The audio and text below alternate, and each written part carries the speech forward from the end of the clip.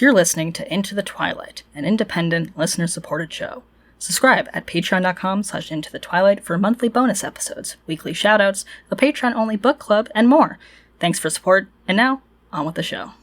Now tuning in to Earbud Media. Audio for everyone.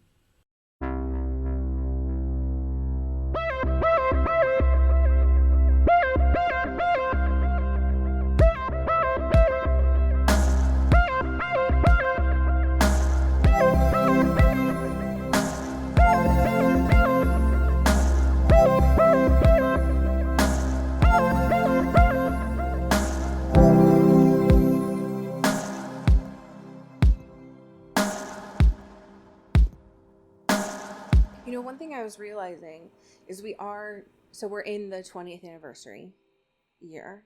Right. For the Twilights, you know? One thing I was thinking about is we have not revisited the titular movie.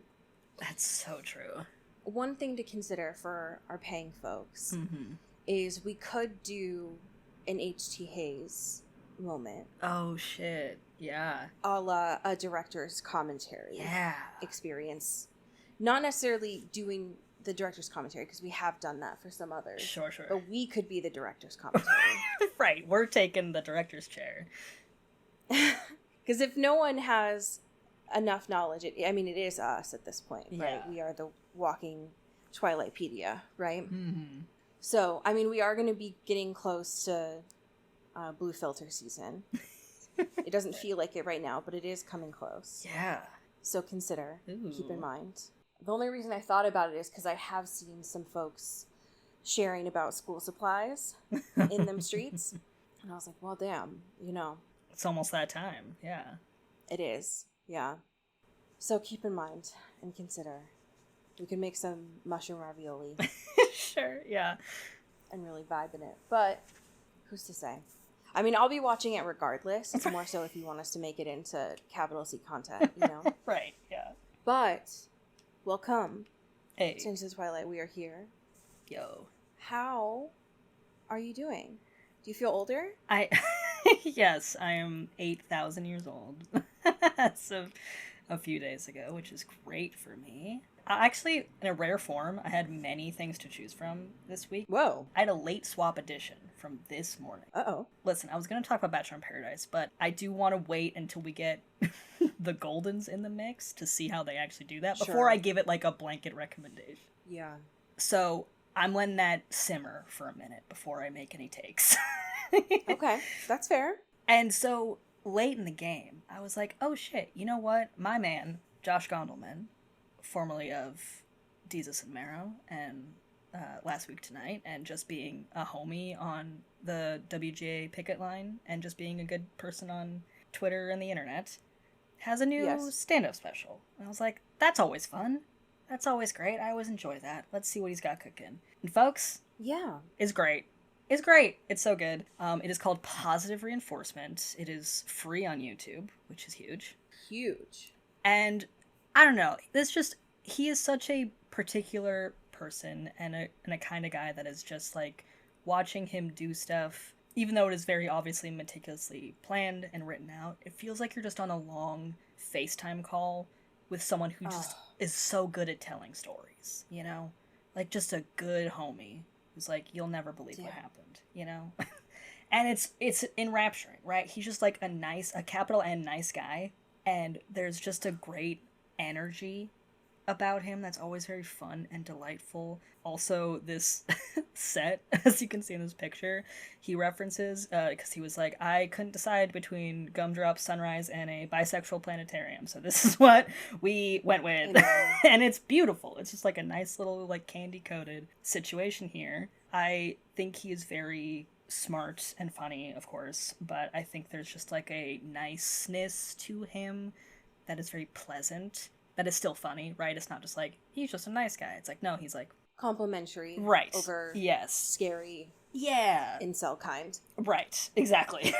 Right. And he just, like, exists in a very unique space that I feel like is, different from a lot of other comics and stuff is always just refreshing and fun and feels very prescient, but also it doesn't always have to be a punch down in either direction, or maybe it's a punch in me, in my own, like, experiences in being a human person and living, right? Yeah. And it's fucking fun. There's some really fun deep cuts. There was a joke literally made especially for me that was very much about the elements of style, which he went on for maybe a little bit too long, but I was loving it. I was having a great time with it. It's wonderful. It's beautiful. It's very, like, early millennial coded, but in a beautiful way of being like, wow, the kids are calling it the late 1900s. I'm gonna jump off a bridge, you know? Real. But it's great. You're smiling the whole time. It's a tight 50 minutes. You go through many leaps and valleys, and he's just a very charming fucking dude. And I'm a big fan. I love that. I was not expecting you to say that it was going to be on YouTube. Mm-hmm. That's a very nice twist in this. Yeah, I feel like he's done that for both of his specials. Because he had one, I think, like a couple years ago, while also selling, like, you know, the albums and stuff on platforms or whatever. But I think it's just very still in the indie space, which is interesting. But I'm glad he's at least just, like, putting it out and, like, still, like, highly produced and filmed and stuff, and just being like, let me just throw it up. It's like, okay, fuck yeah, I'm here. Hell yeah. Let's do it. I mean, you know me, I love a stand-up. Yeah. This is great. Hell yeah. Yeah, this is my truth. How are you doing, my dude? I'm here. It is warm in these parts, but we are persisting nonetheless. Hell yeah. I'm bringing something to the space this week that is new for me, very similarly to Bip. Like, I've dipped my toe in, so I don't have full complete thoughts. Sure. But I did not want to be like, oh, here's another dropout thing. Sure. So I'm trying to expand my bubble here. And it is Superstore. Yes. Okay. I have heard nothing but great things about this for a long time. It's been on the list, and I finally was like, all right, I'm being recommended this after Love Island, let me just put it on. Sure. And I put it on, and I have been watching the first season this week, and I mean, it's funny. Okay, you're right about it. Yeah. Okay. Yeah, it's pretty good stuff. It's pretty good stuff. I know that there are plenty of seasons on here, which is nice, and I do love a 22-minute dark comedy on here, so I am looking forward to continuing more. But I knew going into this that it was, one, supposed to be very funny. I knew that I loved America Ferrera, so I was like, yes, of course. And I also knew that there were many folks in the comedy space who had done stints on this as well. So I was keeping my eyes out for, like, where were they going to fit into this? And it's great. I'm loving it so far. It's unfortunately very real. So if you've worked any type of retail job, like I know you have, right. It is unfortunately accurate. It's a great old time.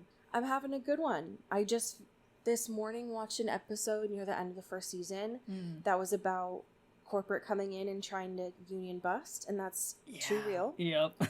But it is, everything in here is very on the nose in a good way. Like, it is clear that they are doing a sitcom with a lot of satire in it, and I'm having a good time. So y'all were right.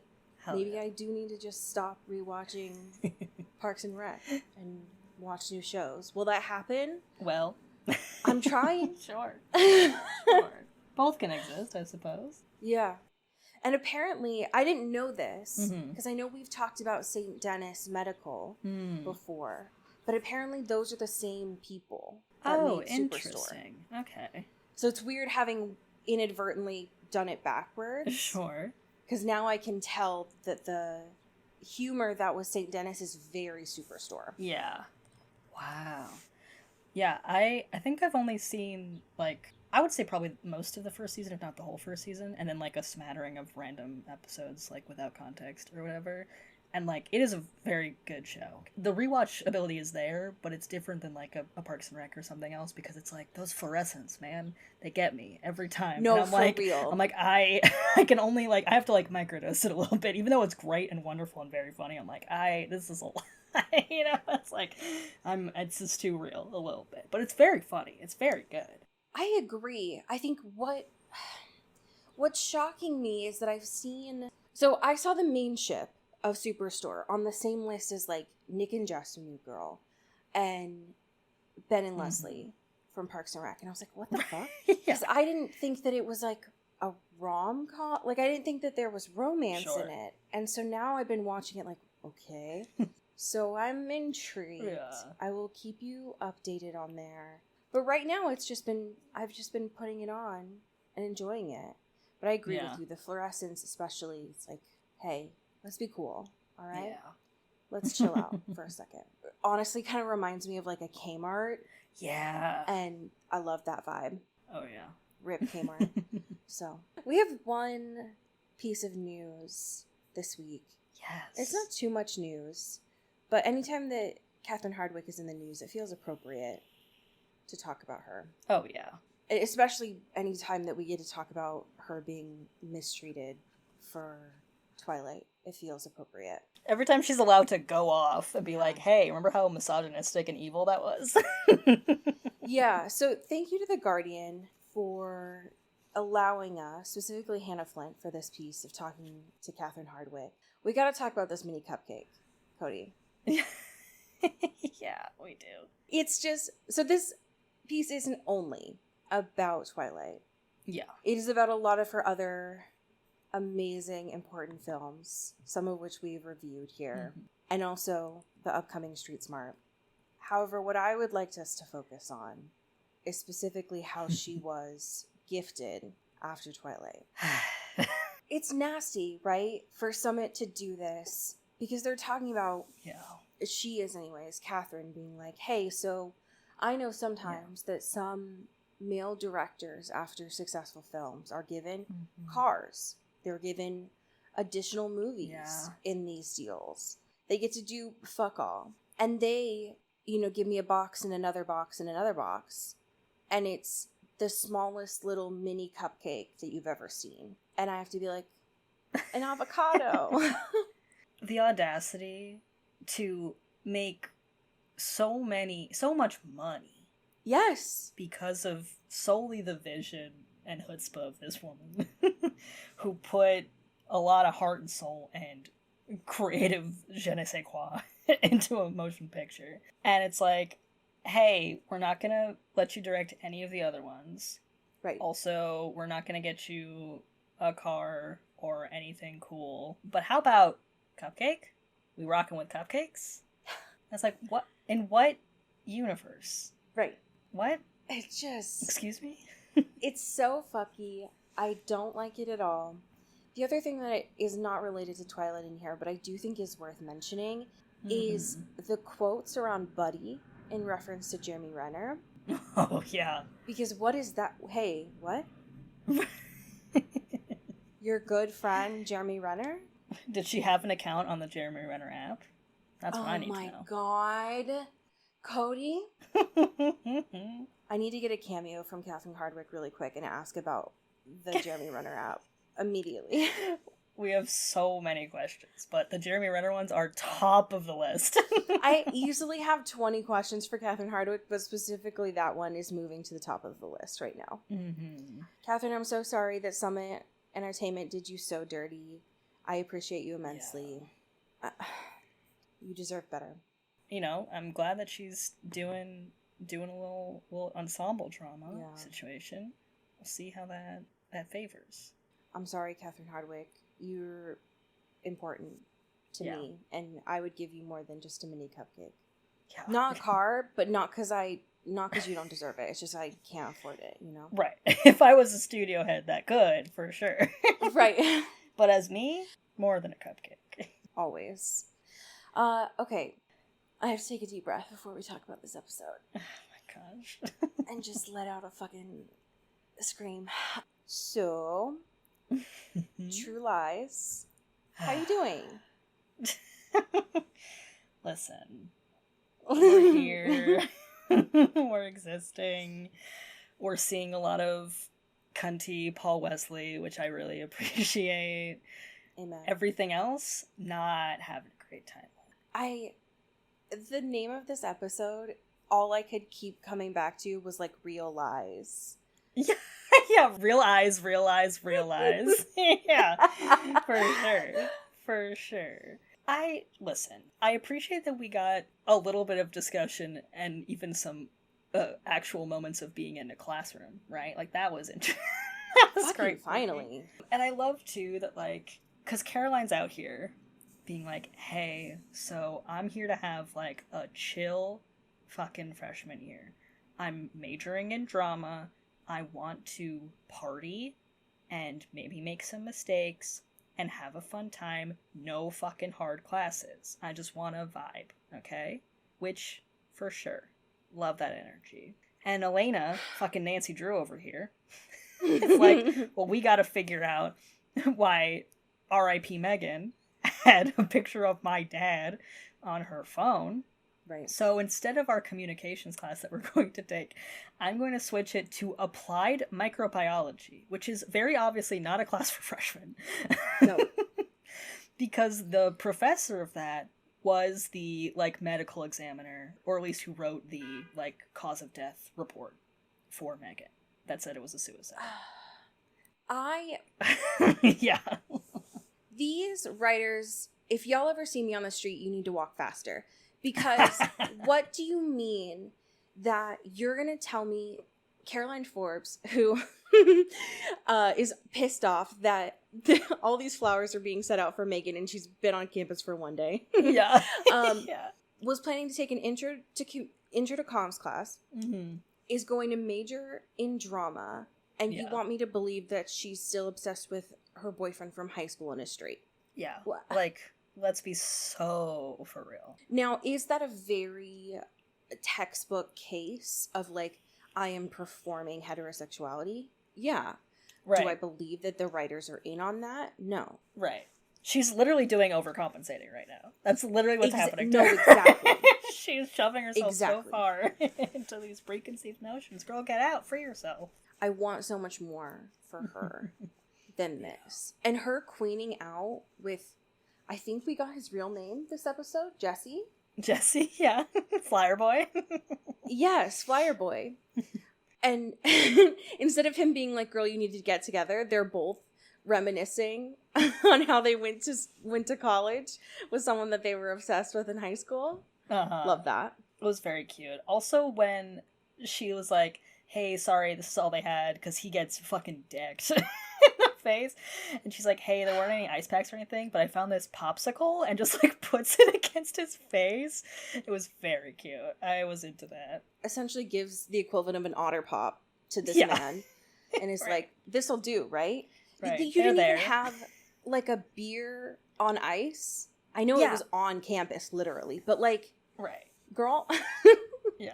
You're telling me no one at this bonfire? They kept talking about this bonfire that apparently the professors even know about, right? I didn't expect the bonfire to be on the quad. Right. Like, on campus property around these huge-ass trees. Yeah. Like, this is a university-sanctioned, like, rager? What is happening? Right, exactly. This is a fire hazard, like a literal fire hazard. You're not putting this on sand or around rocks. I was stressed out. Yeah. For sure. And I know it's fake. Like, I know it's a show. Everyone shut up. But I was like, hey, whoa. Yeah. Y'all need to cool it, all right? Mm-hmm. I didn't hate this episode. I was just really stressed out. Yeah. And I was also confused about some lore that's going on. This tends to happen with Silas, I think. Sometimes they're just playing very loosey-goosey with Silas. It makes sense to me, even though the Mystic Falls, we know from Bonnie's dad, the water has been laced with vervain. But I will pretend that Silas is able to tap mind control with them. Sure. I'll play in the space. It feels wild to me that his mind control also works with vampires. Yeah. What Silas can and can't do, and also what Silas does and does not know about, is so relative in a way that is thematically confusing, narratively confusing for, like, this entire thing. With the phases of the moon. Absolutely. It feels like a gust of wind, and Silas can do so much more things, right? Because you're telling me that he can mind control any creature, but he still has to walk like a human? He's not fast? Right. And also, he doesn't know about the rings. You know what I mean? Like, that No, literally. was bananas to me. Because it's like, what are you talking? You're supposed to know everything, question mark? Why is Matt just wearing this fucking gashapon ring? And it's like, girl, what do you mean? You're older than vampires. He deadass goes up to Jeremy and it's like, wow, if that was your real best friend and he was dead, I would expect you would cry a little bit, but so I'm guessing he's not. And it's like, obviously he's not. What are you talking about? What do you mean? Like, does he need to be caught up on what's going on? I'm so confused of what his, like, frame of reference. Right, and I know that he was, like, stoned for a while, right? Sure. But, girl. Yeah. You're supposed to be, vampires are supposed to be your predecessor. Or, like, they came from you. Yeah. And also, your soulmate is the witch, right? So what do you mean that you don't know what a daylight ring is? Right. Like, when in theory that magic comes, if Ketsia is supposed to be the witch, doesn't that come from her? Right. Aren't you and her, like, the source of whatever is literally to be done and whatever has been for all these people? Like, what do you mean? I mean, I guess if he's like the great nephew or great uncle of Damon, we shouldn't expect that he falls that far from the tree. You know what I mean? Like, yeah, not very observant. Yeah. Yeah, maybe he knew, but he just like forgot or something. Sure. But Silas, come on. You're supposed to be the big bad, somehow more scary than the originals. Yeah. Girl. All right. Get a grip, man. And he was pretty scary when he showed up on Whitmore's campus. Uh-huh. And very easily just like grabbed Elena's phone. Yeah. But he's a really shitty liar. Yeah. Like, you can tell Silas has like a very narrow perception of what Stefan is, which I think is not invalid, you know, but it's very like surface level, right? It's very just like, this is kind of the motions of what I would imagine Stefan would say. And because he can lean on mind control, like, it's fine, right? Like, it doesn't really impact him that much. But from us, like, our point of view, it's like, he's kind of just trying to cosplay as Stefan, but kind of knows, like, every fifth word to say, you know? That is, like, genuinely Stefan. So it feels like, okay, like, I mean, maybe improv is not your forte, my guy. It's definitely a compliment to Paul, though. Because I was looking at Silas in that moment and being like, what the fuck is this? Yeah. And that, to me, says that Paul has such a command over Stefan as a character that I was like, there are a lot of onion layers happening here. For sure. But I agree with you. I love it when he plays sassy and scary. And I need it desperately. Yeah. When he was in the gas station and he was like, hey, bitch. And like grabs one of like the cups that you just get for fountain drinks or whatever, and it's like, I'm gonna need you to take this knife and fill me up with your blood, motherfucker. I'm hungry. That was good shit. It's so scary, but I'm like, that is so Silas to be like, just do a little drive by, a little pit stop here, refill on my big gulp here of blood. No, for real. And go about my day. It's only because he has a little bit of class that he did not, like, lean his mouth down and be, like, ready to go right there. Literally. I love it. I accept a lot of things on this show. I lean into the supernatural. I'm fine with it. What I struggle with is when they're like, oh, we have guns now. Yeah, what? Guys? Because, first of all, it's Virginia, so we need to chill out here. Yeah. And I try to, for my mental well-being, think about the fact that Matt does not have guns. Because, like, that's a little... Yeah. This character gets a little stereotypical, you know what I mean? But then, these are supernatural creatures, so in theory, they're not supposed to work. Right? Right. But we get to see motherfucking Matt and Catherine this episode. Yeah. They got Glocks. Yeah. Okay. Just late in the game here, we're introducing the concept of guns. Cool. Awesome. Great. Halfway through the series of this show, and it's like, oh, now we're using not wood-filled bullets. Yeah. Which we've seen in the past before, but guns. Just classic state-of-the-art, regular guns. Right. I love, too, that Catherine was like... She was like, I don't know how to use one. Like, I've never had to. One of my favorite bits this episode. Because I'm powerful and strong, and I'm a rip, a supernatural creature. And then later just being like, I figured it out. It's very funny to me. What, like it's hard? Yeah, literally. And it's like, Catherine should never have had to use a gun, because she was that girl, Still is that girl, just at a different... Just has a sinus infection. She's a little under the weather, it's fine. She'll come through. But it's like, yeah, why are we... What? Hey, what? Excuse me? I also thought... Listen, did I know this to be true in my brain because this is how time works? Yes. Was I taken aback when she said that she had given birth before? Yes. Yeah. Oh my god, yeah. Because in my brain, that's not what I imagined Catherine being. Yeah. I've always imagined her just being a siren who, like, uses people to get through. But then I was like, oh, well, yeah, of course. Like, that had to have happened. Mm-hmm. But it was like, wait, whoa. I guess I hadn't really thought about that all the way through. Yeah. It is just wild to see this Catherine being human, right? Because she's a badass. Nothing can really stop her. Being absolutely bodied by a sinus infection. And it's accumulation, right? Because she was in a car wreck. She got pepper spray. Like, multiple things have happened. But what's really taken her out right now is a stuffy nose and her ears. And, like, that she's coughing green. And honestly, valid, right? That's so real. She's like, God, being human fucking sucks. Like, this sucks so bad in the most menial of ways.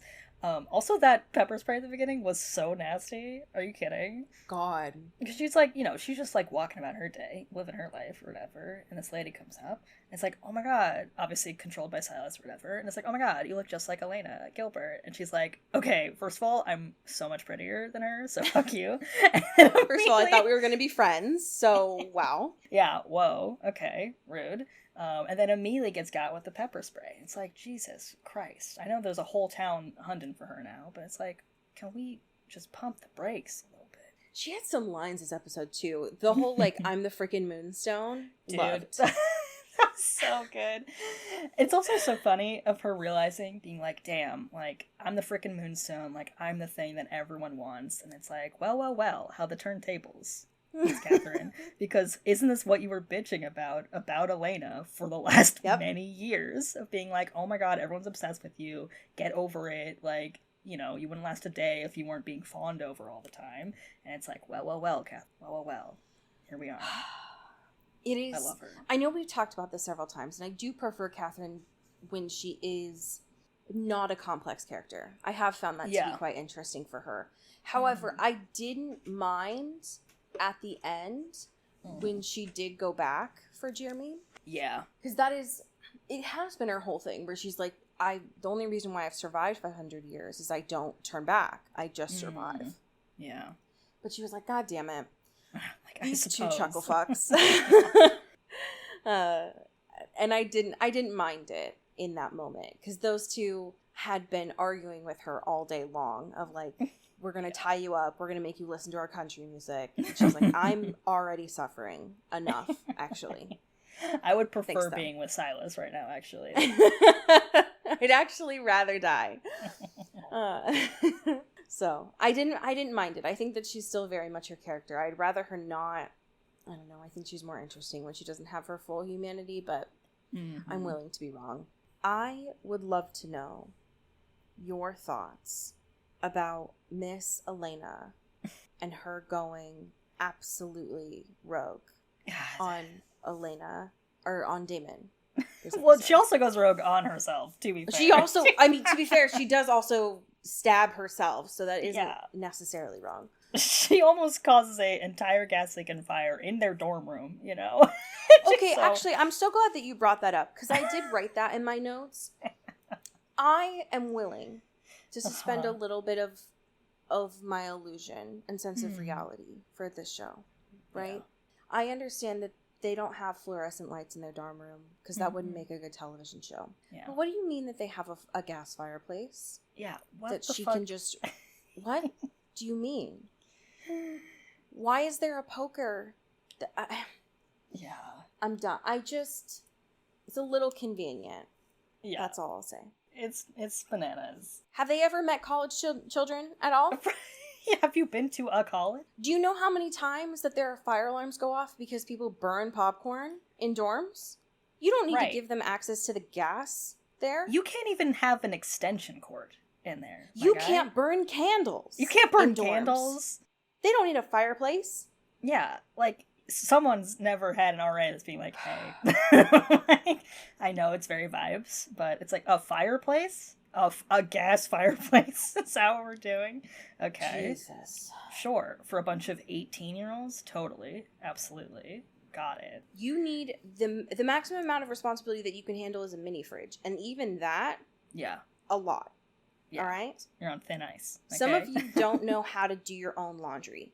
You don't get the responsibility of a fireplace until maybe 28. Okay? Right. Not 18. No. God this damn. scene is so painful in many ways. Because Elena's just, got the Silas juice in her brain and being like, oh, obviously I have to kill Damon because I'm really mad at him for lying to me about not saying that Jeremy was suspended and not telling me about Bonnie's dad and a myriad of other fucking things and what's really going on with Stefan. And he also has said at least 2 times this episode that he is a reformed serial killer. Which, hey, Damon? Yeah. Shut up. Hey, stop. You're already in a bad spot. Don't make it worse for yourself. Right. Just let's not, listen. actually. Abba, you chill for a second, okay? We got a lot going on already. There's a lot on our plate already, okay? And so she's in this fugue state of like... You imprinted on my daughter? Like, she's in it right Literally. Now. Yes. But she's like, the only way to like bevy those thoughts is to just cause myself intense and emotional and physical pain very directly in front of you. And who hasn't been there, Right. For sure. Many such cases. And Damon, again, not really pitching himself in a great way. Is also not really able to break through in a good way. And it's like, hey, babe, love you. Also, can you just stop thinking about killing me? Because I really don't want you to kill me. And also don't want you to kill us and everyone and burn this place down. Thank you. would love that. And the only thing that really, like, gets through, it's like, oh, think of something bigger. Think of something that would be, like, more of an all-consuming thought than... Like climate change. Your desire to kill me. Yeah. Like climate change, the state of the world. There's a lot of things we could pull from here. And it's like, oh, think about Stefan. Duh. Think about how that feeling you get. Describe to me that feeling of him, like, trying to communicate with you, or, like, you don't know where he is, like, blah, blah, blah, blah. And it's like, okay, all right. That's one way to do this. Conflict resolution, sure. It is interesting that she is not...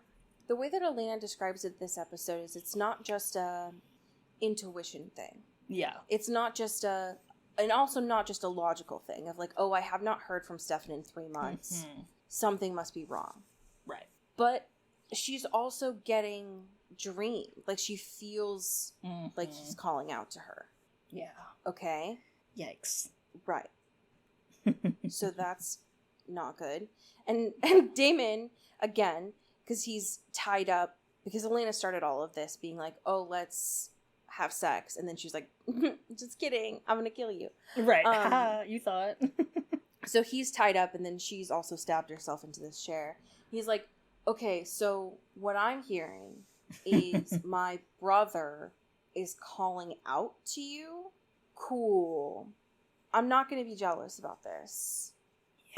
Let's lean into this so that you stop feeling that murderous rage towards me right now. Let's just follow down this path and see. And also let go of the gas and the matches. I love too when Caroline walks in and just sees, they've come to like being like, okay, those feelings are not there anymore, and they're like, phew, whatever. But they're still like in their respective chairs. Elena's got a fucking stick in her leg, gripping the gas, and Caroline's just like, hey, so, not to be a buzzkill, but I do think we should set some ground rules for when boyfriends come over. I love her so much.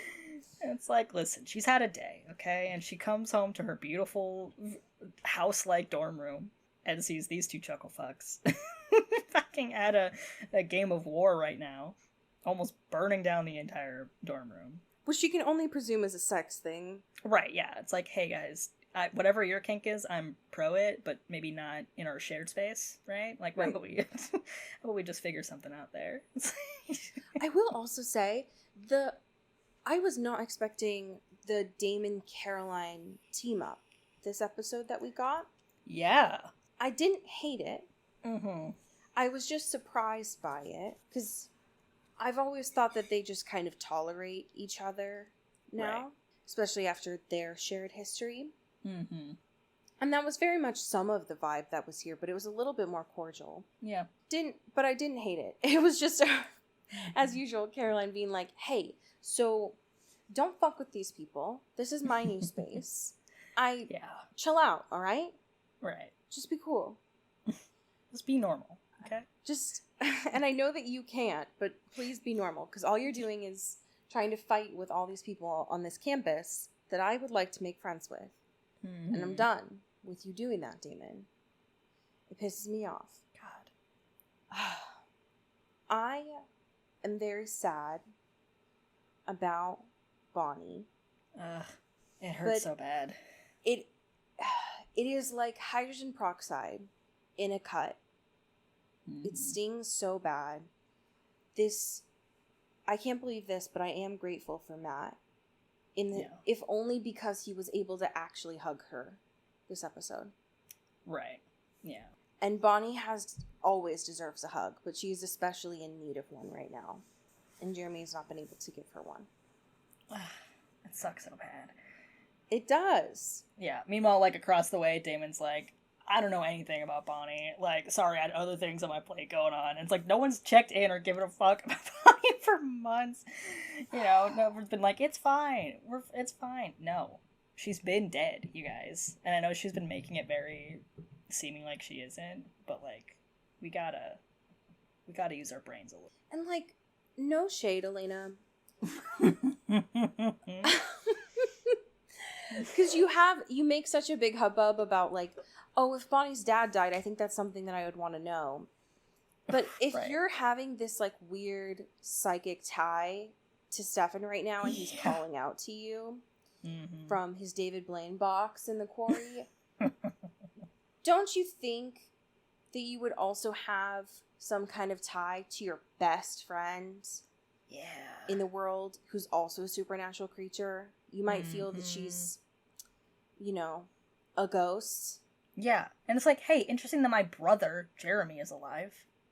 Surely there wasn't some pluses and minuses to that. A restoring of balance in the universe, or whatever. Like my good friend Bonnie always told me about. And we got two episodes ago, the issues with the veil. Right. And then that just stopped. Mm-hmm. Where some people came through, like Rebecca's ex. Yeah. And then we saw some of the hunters, and then that was never resolved. So where did that group go? Right. Cole's whole army. And then it's like, okay, I guess that isn't a problem anymore. Maybe they solved it over the summer and we never saw it again. Okay, sure. I'm just saying, Elena, I need you to focus. Because I think there's getting dire out here, girl. I need you to pay a little bit more attention to what's going on. That's all. I feel really bad. There was another thing I wanted to say. Oh, Wes? Dr. Dickhead? This diva. Who apparently everyone in this fucking region knows Elena's dad. Yeah, he apparently was a huge legend. Huge legend. Yeah. I'm very intrigued with his secret society that isn't very much of a secret because Jesse knew about it. Right, yeah. But he invited her to go talk about some of the death certificate stuff that he didn't deny, by the way. And she was like, oh, well, I have to go do a Britney Spears Crossroads journey. Right. Sorry, I'm so busy. I'm so busy. It's like, this was the whole plan. I know also finding Bonnie and figuring out the truth is important, and finding Stefan is important. I get it. can I wait like 2 days? Just like talk with this guy, right? I guess she's like, Caroline, this is your problem now. Have fun. But like, what? One step at a time, right? Let's let's do this in sequential I know that you order. didn't want to go to college, Alina, and it's been maybe a week of classes.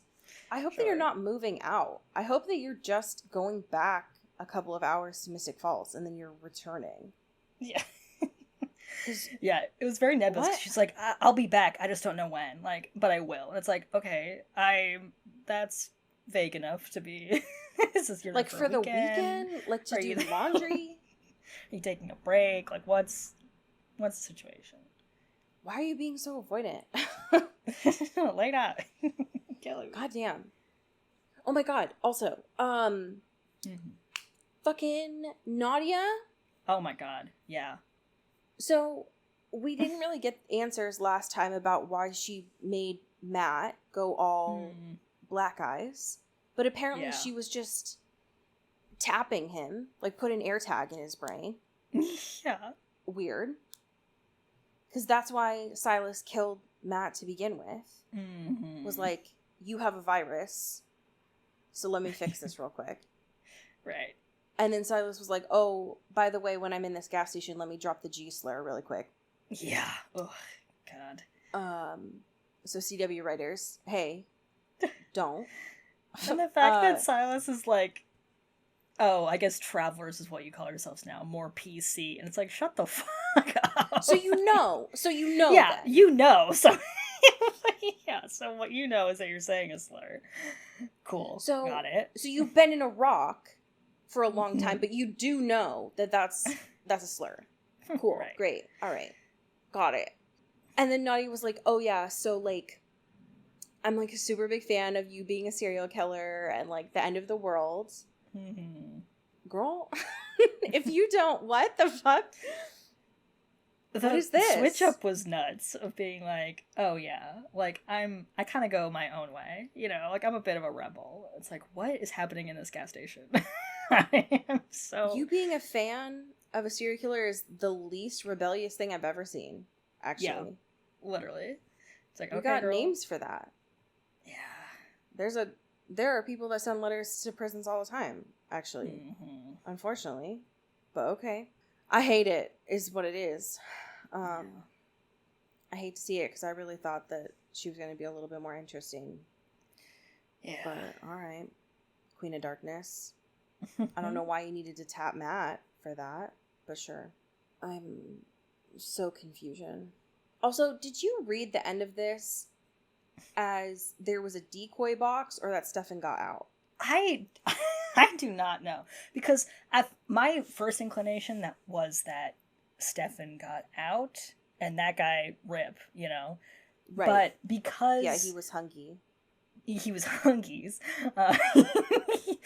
He ate a little snack. He's been in there for a long time. He's been, you know, all that stuff. But the fact that Miss Ma'am, Caroline's mom, said that they didn't find the box in the quarry, right, makes me think that maybe it was a decoy. Yeah, I wasn't sure how to read it. I think that there was only one, because we didn't see Silas pulling a decoy. Right. On there. So he just had two of those very elaborate, like, coffins. Right. Ready to go. So, I agree. I do think that I think there was only one. Yeah. How he got it from out of... how he got out of the water. Yeah. Was he still in the box when he got out of the... I have questions, I guess. Yeah. But that worries me that if Stefan is drinking human blood again, what that means. There. Yeah. Because now we've got... baby. Yeah, so now we have the Ripper and two bad Stefans? God. Yeah. Okay. I love, too, that, like, bad. When Damon is like, hey, can we just search, like, the entire quarry just to, like, make sure on a hunch I have about where my brother is? And she's like, hey, love and light, I understand what you're going through, and that's really tough. Go fuck yourself. We do not have the resources to do that. And also, I said I would help you with this because it would be fast, and also because I'm waiting on this to be done so I can tell the rest of the town that the mayor is dead, right? Like, that is still not public information, and it's been days, right? Like, so I need to do that first. Like, that needs to be kind of public messaging number one, before I send all of our deputies to the fucking quarry on a hunch that you have. I just, the fucking audacity of Damon this whole episode is truly something to be studied, and I loved it a lot. And he's just like, but what if I, like, ask you really nicely? And she's like, okay, I'll send, like, a few guys. Is that fine? Like, I'll do that, okay? But I'm gonna send one boat, Damon. Yeah. And that's it. Yeah. Because I know that we are the most funded department in this town, but there's no way. There's no way. Right. I'm very nervous about next week. It's episode 3. It is titled Original Sin. And now I'm very worried of this image because it's like witch Stefan, you know? Right. Yeah, I mean, that seems like Ripper Baby. That is, look at that. Yeah, that look curl. At that chin. Yeah, that curl. That tousled hair. Yeah, that can only be Stefan and not Silas. I'm so nervous, but I can't wait to see Paul really get it in the back there. Just freak out in 2 very different characterizations. I love it. Just go in sicko mode. Oh, his poor scripts. He probably had so much to memorize. We have some amazing patrons to thank. Would you like to start us off? Absolutely. Thank you to Greg Lautner. Ooh, thank you to April Dobrev. Ooh, thank you to Sean Salvatore. Ooh, thank you to Megan Pattinson. Ooh, thank you to Katia Karp. Ooh, thank you to Genevieve Morgan. Ooh, thank you to Danielle Burke. Ooh, thank you to Janae Bennett. Ooh, thank you to Dan Zeklos. Ooh, thank you to Emily O'Zara. Ow. And last but certainly not least, thank you to Jaylene Ivishkov. Pew, pew, pew. Ooh. So I have a fan fiction for you. This is from the author The Mysterious, the number 1, N.E. Okay. And I've selected this for you because I knew that this started this week. The title of this is The Vampire Diaries, Big Brother. Fuck yes, let's go. And the summary is, there are 16 house guests who are cut off from the outside world. No TV, no phone, and no internet. The only interactions is between themselves. Our fellow house guests are having their eye out for the $500,000 grand prize. It is a game full of secrets, twists, lies, and showmances. Welcome to Big Brother. I deadass am reading that as soon as we're done with this. This is very important. I need it so bad. Can you imagine? In a just world, we would have that as a filmed proper thing. Julie Chen getting to work and engage with all of these, how they would have to like pull down their powers for all of the comps. Yeah.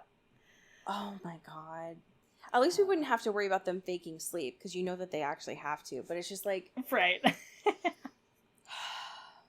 I just need you all to sit with me and imagine this beautiful world, you know? God, I'm in it. I'm here.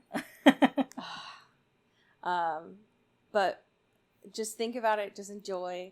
Tell your friends about the show. I have an amazing special that I'm going to go watch after this. That I'm very excited about. But as we say here in the Pacific Northwest, get bit.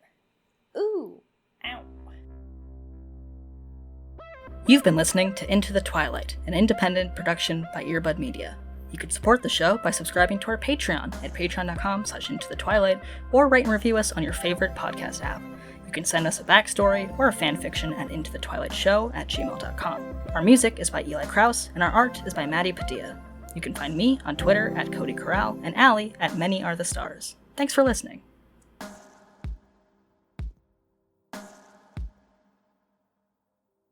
You've been listening to Earbud Media Production. Earbud Media, audio for everyone.